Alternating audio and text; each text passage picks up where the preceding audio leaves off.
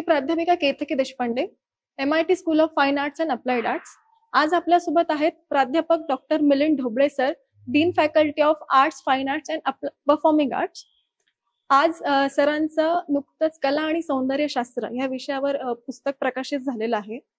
तर सर, आज आपण ह्या विषयावर थोडीशी चर्चा करूया. नक्की. आणि तुमचं पुस्तक कुठल्या विषयावर आणि कसं ते हेल्पफुल आहे याबद्दल थोडीशी आम्हाला माहिती द्या. खरं तर कला आणि सौंदर्यशास्त्र हा खूप मोठा विषय आहे. या विषयामध्ये हात घालण्याच्या आधी थोडंसं मी माझ्याविषयी सांगतो की माझा थोडासा background applied arts, fine arts आणि आर्किटेक्चरचा असल्यामुळे मला या विषयामध्ये काहीतरी लिहावं अशी इच्छा होती. आणि सौंदर्यशास्त्र नेमकं कशातनं आपण सौंदर्य बघतो त्याच्यावर अवलंबून आहे असं मला वाटतं.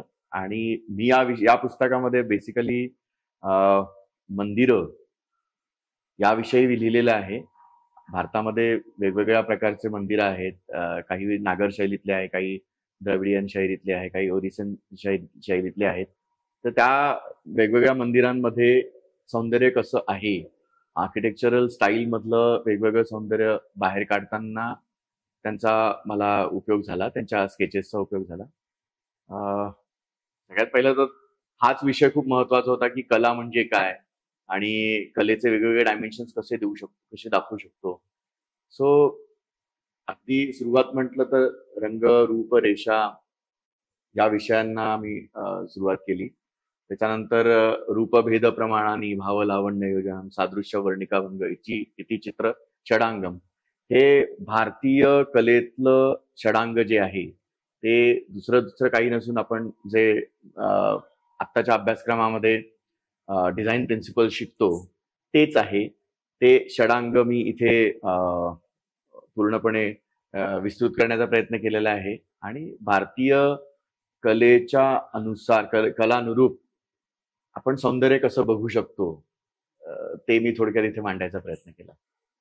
सर, आपल्या पुस्तकामध्ये लाईन, शेप्स, फॉर्म्स याचा सौंदर्यशास्त्राशी कशा संबंध येतो याबद्दल थोडीशी आम्हाला माहिती द्या. खरं तर हे पुस्तक ज्याला आपण हँडबुक म्हणतो किंवा एखाद्या विद्यार्थ्यांनी रेफर करावं आणि त्याच्यातनं काहीतरी टिप्स घ्याव्या आणि मग त्याच्या कलाकृतींमध्ये त्याचा वापर करावा अशा करता ते आम्ही केलेलं आहे. त्याच्यामध्ये खरं तर रेषा, रंग, पोत हे सगळे डिझाईनचे एलिमेंट्स आहेत, म्हणजे ड्रॉइंगचे एलिमेंट्स आहेत. त्याच्यातनं आपण वेगवेगळ्या कलाकृती निर्माण करतो आणि त्याच्यातनं ते खरं सांगायचं तर त्याच्यातनं काय कम्युनिकेट होतं किंवा काय आपल्याला त्याच्यातनं संवाद निर्मिती होऊ शकते हे त्यातनं आम्ही दाखवलेलं आहे. कारण रेषेंचे कितीतरी प्रकार आहेत, रंगाचे किती प्रकार आहेत, वेगवेगळ्या माध्यमातून आपण ज्याला आपण टेक्स्चर म्हणतो किंवा व्हिज्युअल टेक्स्चर म्हणतो, पोत, हेही त्याच्यामध्ये दाखवलेलं आहे.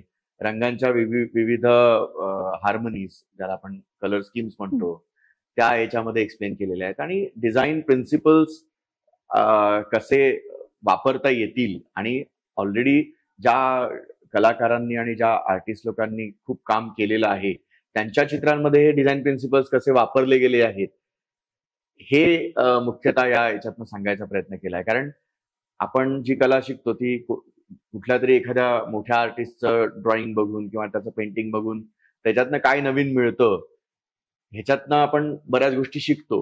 मग हाच विचार डोक्यात आला की असे काही आर्टिस्ट आहेत ज्यांच्या चित्रांमधून आपल्याला डिझाईन प्रिन्सिपल्स खूप प्रकर्षाने दिसतात आणि ते आपण बाहेर काढू शकतो. मग अशा आर्टिस्टचा आम्ही त्याच्यात हे केलेला आहे, म्हणजे उल्लेख केलेला आहे. आणि त्यानुसार ते आय मीन एक्सप्लेन करायचा प्रयत्न केलाय संदर्भ आणि चित्रांचा वापर करून. सर, आर्किटेक्चरच्या दृष्टिकोनातनं देवाची जी शैली आहे त्याबद्दल देखील तुम्ही पुस्तकातनं मार्गदर्शन केलं आहे. तर ह्या सर्व ज्या गोष्टी आहेत याचा विद्यार्थ्यांना कसा फायदा होईल? खरं सांगायचं तर कला ही अशी विभागता येत नाही की आर्किटेक्चरची कला किंवा मूर्तिकला किंवा पेंटिंग असं विभागता येत नाही असं माझं प्रांजळ मत आहे. कारण सगळ्या ठिकाणी आपण हे जे फॉर्म्स आहेत ते दृश्य स्वरूपात बघतो, व्हिज्युअल आर्ट्स मध्ये बघतो, व्हिज्युअल फॉर्म मध्ये बघतो. त्याच्यामुळे जेव्हा मंदिरांकडे बघितलं तेव्हा मंदिरांमध्ये जे काही शिल्प आहेत, बाहेरची शिल्प आहेत, त्यात वेगळं सौंदर्य आहे. कारण ती खरी खरी भारतीय चित्रशैली आहे आणि ती आपल्या इथल्या कुठल्याही पेंटिंगमध्ये दिसत नाही. कारण आपल्या इथल्या पेंटिंगमध्ये पाश्चात्य चित्रशैलीचा प्रभाव जास्त आहे. पण भारतीय मंदिरांमध्ये जे खरोखरचे स्कल्पचर्स आहेत ते खऱ्या अर्थाने भारतीय आहेत. म्हणून हे एक्सप्लेन करताना मंदिरांमधल्या शिल्पांचा आम्ही जास्तीत जास्त वापर करायचा प्रयत्न केलेला आहे. आणि त्यातही ढोबळमानाने जर आपण बघायचं असेल तर वेगवेगळ्या मंदिरांचे प्रकार कसे आहेत. म्हणजे उत्तर भारतीय मंदिरं नागर शैलीतली आहे, दक्षिण भारतीय मंदिरं द्रविड शैलीतली आहे, ओरिसाची मंदिरं अजून वेगळ्या पद्धतीची आहेत. सो याचा कुठेतरी एक समन्वय आणि तुलनात्मक अभ्यास याच्यात आम्ही करायचा प्रयत्न केलेला आहे. सर, आणि आपल्या पुस्तकाचं मुखपृष्ठ जर आपण पाहिलं तर त्यामध्ये अजिंठा लेणीतलं पद्मपाणी बोधिसत्व आहे, त्यानंतर सिंधू संस्कृतीतील काही शिल्प आहेत. बरोबर. सर, तुम्ही ह्याला कसं याची माहिती कशी पुस्तकामध्ये दाखवण्यात? खरं सांगायचं तर भारतीय इतिहास, कलेचा इतिहास शिकताना आपल्याला 2-3 खूप गोष्टी प्राकर्षाने दिसतात. ज्याच्यामध्ये ओरिसाचं सूर्य मंदिर आहे, त्यातलं जे कालचक्र आहे ते खूप महत्वाचं आहे. त्याच्यातनं आपल्याला वेगवेगळ्या डायमेन्शन्स दिसतात. वेगवेगळ्या वेळात लाईटचा त्याच्यावर कसा परिणाम होतो ते दिसतं. त्याच्यामुळे त्याचा वापर केला गेला आहे. दुसरं, आपण मोहेंजोदडो आणि हडप्पाच्या संस्कृतीमध्ये ज्या काही मूर्त्या सापडलेल्या आहेत तर त्या मूर्त्यांचा अभ्यास म्हणजे आपण आपल्या कलेचा इतिहास किंवा कलेचा अभ्यास असं समजतो. म्हणून ते क्रमप्राप्त होतं की ते आमच्या पुस्तकामध्ये दिसावं. म्हणून त्याचं सौंदर्यात्मक वर्णन त्याच्यात केलेलं आहे. दिदारगंज यक्षी याचं सुद्धा तिथे वर्णन केलेलं आहे. आपल्या महाराष्ट्राचं वैभव असलेलं एलिफंटा केव्ज मधलं त्रिमूर्तीचं स्वरूप, त्याचं सौंदर्य वेगळं आहे. ह्या सगळ्यांचा सौंदर्यात्मक अभ्यास पुस्तकामध्ये केलेला आहे, जेणेकरून आजच्या पिढीला भारतीय इतिहासामध्ये या सगळ्या शिल्पांचं, चित्रांचं काय स्थान आहे आणि त्यातनं त्यांना काय प्रेरणा मिळू शकते किंवा त्यातनं त्यांना काय बोध होऊ शकतो, म्हणून ह्या गोष्टी आम्ही पुस्तकामध्ये वापरलेल्या आहेत. सर, पुस्तक लिखाणाच्या वेळी तुम्हाला विविध अनुभव आलेच असतील. सो त्यामध्ये तुम्हाला स्केचेस करतानाचा अनुभव कसा होता?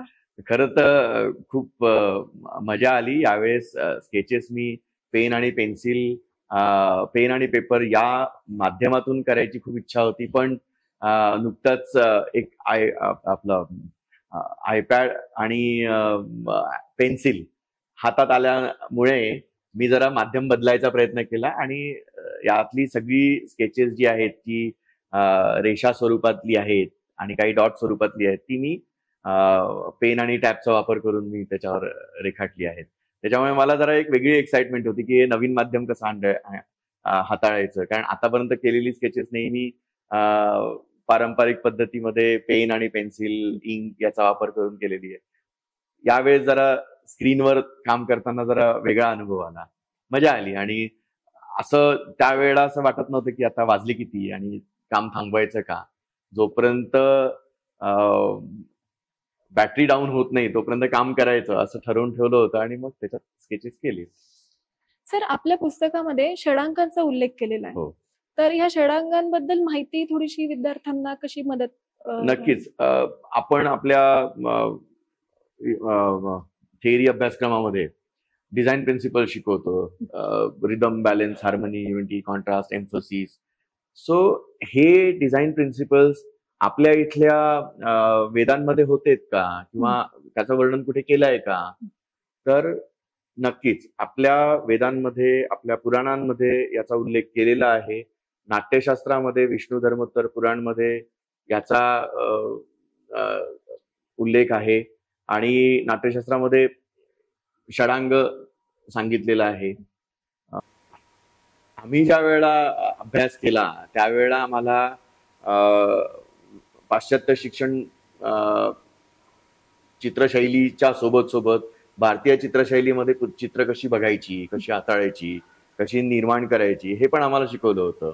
त्यामुळे मला असं वाटतं की पुढच्या पिढीला सुद्धा फक्त पाश्चात्य गोष्टी न सांगता आपण आपल्या पुराणांमध्ये काय लिहिलेलं आहे, रूपभेद प्रमाणानी भाव लावण्य योजनम सादृश्य वर्णिका भंग हिची चित्र षडांग. हे षडांग काय आहे, याच्यामध्ये काय सांगितलेलं आहे, रूप म्हणजे काय, भेद म्हणजे काय, प्रमाण म्हणजे काय. प्रमाण इज नथिंग बट प्रपोर्शन. मग हे प्रपोर्शन आपल्या चित्रांमध्ये येतं का, भाव म्हणजे काय, भावांची निर्मिती कशी करायची, त्याच्यातले एक्सप्रेशन्स, व्हिज्युअल एक्सप्रेशन्स, फॉर्म, हे सगळे ऑलरेडी आपल्या पुराणांमध्ये आणि याच्यामध्ये सांगितलेलं आहे. पण त्याचा आपण वापर करतो का, की केवळ पाश्चात्यांनी सांगितलं म्हणून डिझाईन प्रिन्सिपल्स वापरतो. तर ही माहिती नवीन पिढीला व्हावी, त्यामुळे मी या पुस्तकामध्ये रूपभेद प्रमाणांनी भाव लावण्य योजनम या पूर्ण श्लोकाचा अर्थ संदर्भासहित स्पष्ट करायचा प्रयत्न केलेला आहे. याच्यामध्ये जर मुलांना अजून इंटरेस्ट असेल तर असं होऊ शकते की त्यांनी त्यांच्या शिक्षकांच्या करवी पाश्चात्य शब्दांसोबत या शब्दांचा अर्थ जोडावा, आणि मला असं वाटतं की त्यांचं नॉलेज त्यांनी अजून जास्त वाढेल. त्यामुळे मी हा श्लोक तिथे वापरला. नक्कीच सर. आणि सर, ह्या पुस्तका लिखाणामागे संकल्पना आणि प्रेरणा काय होती?